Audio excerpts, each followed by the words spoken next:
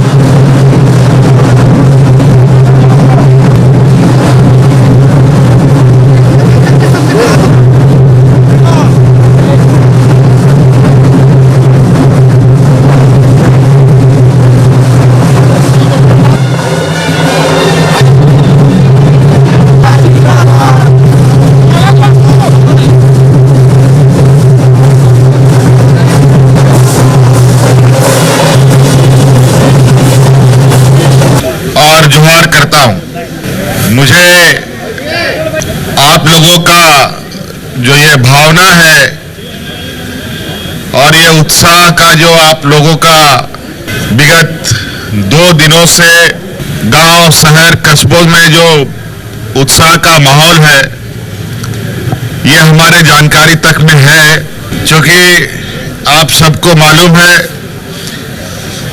झारखंड और यहाँ के आदिवासी मूलवासी और यहाँ के जल जंगल जमीन, यहाँ की हमारी संस्कृति सभ्यता को लेकर हमारे पुरखों ने कितना संघर्ष किया।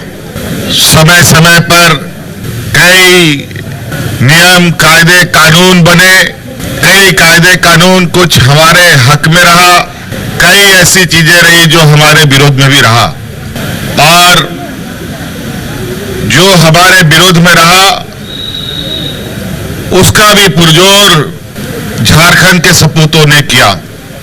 हमारी संस्कृति सभ्यता जल जंगल जमीन को बचाने के लिए ना जाने हमारे कितने लोग बलिदान हुए, कितनों को फांसी चढ़ा दी गई, कितनों को गोली मार दिया गया,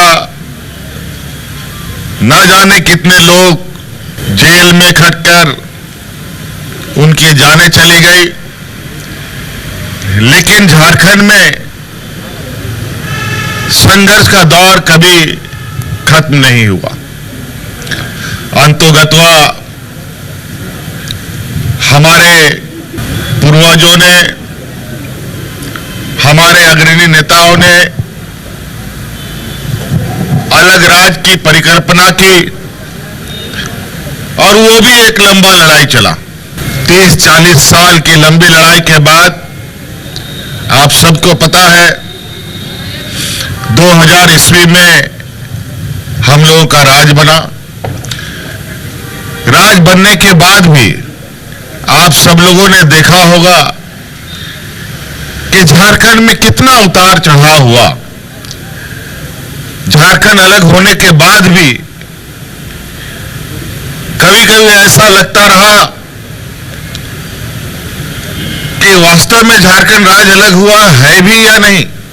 बड़े पैमाने पर बाहरी ताकतों का यहां पर दबदबा कायम रहना और यहां के मूलवासी आदिवासियों के हक अधिकार को बड़े सुनियोजित तरीके से खत्म करना जारी रहा।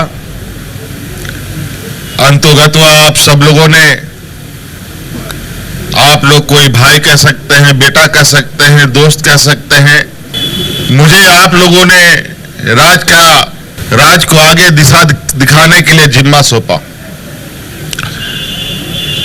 जिम्मा तो सौंपा, लेकिन आप लोगों ने भी देखा होगा कि इस जिम्मेदारी को निभाने के लिए कितने जद्दोजहद होते रहे, षड्यंत्र रचता रहा, लेकिन कहते हैं ना कि सच्चाई को तुम थोड़ा देर जरूर दबा सकते हो, उसको खत्म नहीं कर सकते हो। इसके बावजूद हम लोग आगे बढ़ते रहे और मजबूत भी होते रहे। आज एक लंबे समय के बाद पुनः हमारे गांव, हमारा संस्कृति सभ्यता मजबूत हो और इस राज्य की बहुत बड़ी मांग पेशा कानून धरातल पर उतरे, इसको लेकर थी। पिछले कार्यकाल में तो अपने विरोधियों से लड़ते झगड़ते ही 5 साल बीत गया। अभी हम लोग के सरकार के बने 1 साल भी लगभग पूरा नहीं हुआ है, जो अभी कुछ दिनों में पूरा हो जाएगा, लगभग पूरा हो ही गया। और आपने देखा कि 25वां साल का यह युवा राज कितने मजबूत आगाज के साथ आगे बढ़ रहा है। आपने देखा कि कितने बड़े पैमाने में 9-10 हजार नौजवानों को हम लोगों ने सरकारी नियुक्तियां बांटी और आज जो बहुत गहन चिंतन मंथन के बाद पेशा कानून आज आप लोगों को हम लोगों ने सौंप दिया। हेमंत सोरेन जिंदाबाद, आज हेमंत सोरेन जिंदाबाद, आज ये जरूरी है, कानून जिसके लिए बने उसको इस कानून की जानकारी हो, तभी इस कानून का सार्थक होते हमें दिखाई देगा। यहां बहुत सारे पुलिसिया कानून है, प्रशासनिक कानून है, संविधान है, लेकिन बहुत कम लोगों को ये चीजों की जानकारी है और नतीजा ये होता है हम लोग चालाक चतुर लोगों से ठगे जाते हैं। इसलिए ये जरूरी है कि हमारा हर एक झारखंडी भाई हमारे लिए बनाए जा रहे हैं नीतियों के बारे में उसको जानकारी हो।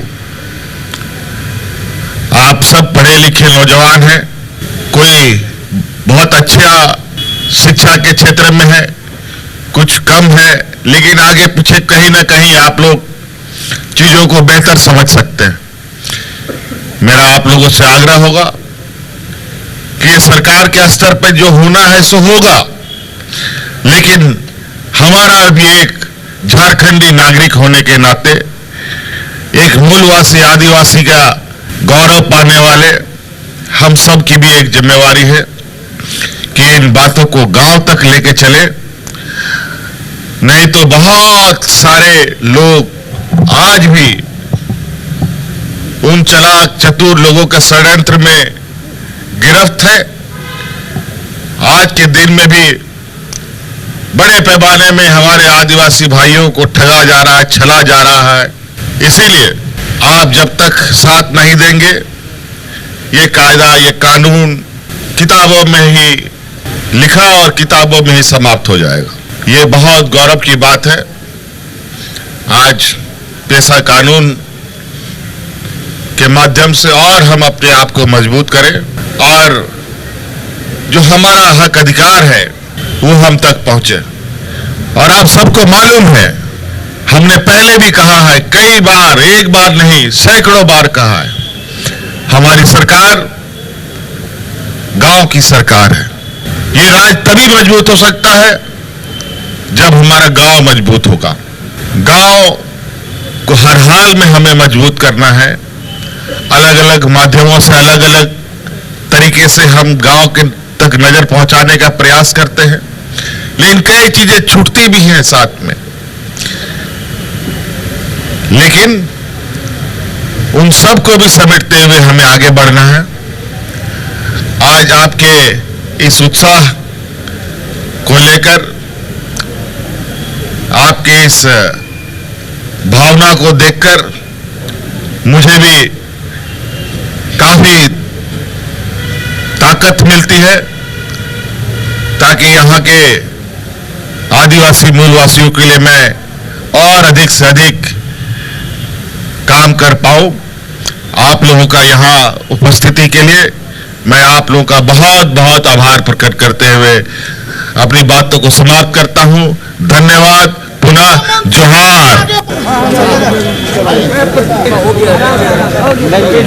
अजय भैया सर दीदी